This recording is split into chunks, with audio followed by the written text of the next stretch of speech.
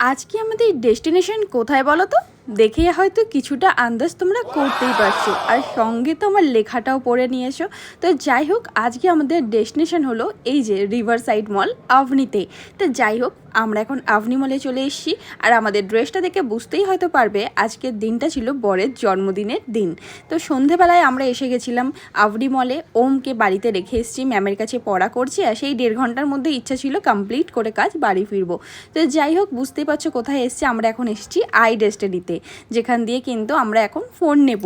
না না না না না, কার জন্য ফোন নিচ্ছি সেটা কিন্তু তোমরা কমেন্টস করে জানাবে, ঠিক আছে? নেক্সট ব্লগে তোমাদের জানাবো যে ফোনটা অ্যাকচুয়ালি কার। তো তোমরা যারা ভিডিওটা পুরোটা দেখবে তারা হয়তো গেস করেই নেবে যে ফোনটা কার জন্য নেওয়া হচ্ছে। তো এখানে আমরা ফোনের কালার চুজ করে নিয়েছি। আমি চুজ করেছি পিস্তা গ্রিন কালারটা, যেটা আমার দারুণ লাগে। আইফোনের পিস্তা গ্রিন কালারটা ভীষণ সুন্দর। আইফোন 15 প্লাসের সাইজটাও আইফোন 13-এর থেকে মানে অনেকটা বড়। তো ভীষণই ভালো লাগলো। তো দেখো, ফাইনালি কিন্তু আমি এইটা ওপেন করছি। আমি কিন্তু ভীষণ এক্সাইটেড।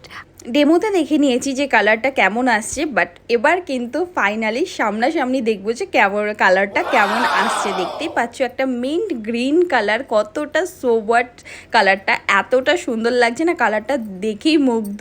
ও, আর এরকম করে আইফোনের ওপেনিং করলে কি দারুণ লাগে না? আমার তো দারুণ লাগছে। তো যাই হোক, চলো এখন এটার কভারও ব্যাপার আছে, যেটা এখন নেওয়া হবে না। তো আমাদের আইফোনটা এখানে স্টার্ট।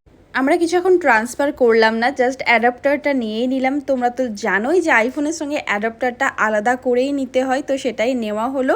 তো চলো এখন বাড়ি যাবার পালা। ওমের ম্যামের পড়ানো কমপ্লিট হয়ে গেছে, 8টা এখানেই বেজে গেছে। তো আমাদের যেতে যেতে অনেকটাই লেট হয়ে গেছিলো, মানে 8টা 15-20 করে আমরা বাড়ি পৌঁছেছিলাম। যাই হোক, ব্লগটা ভালো লাগলে লাইক, কমেন্ট অ্যান্ড সাবস্ক্রাইব করে দিও। আজকের মতো টাটা।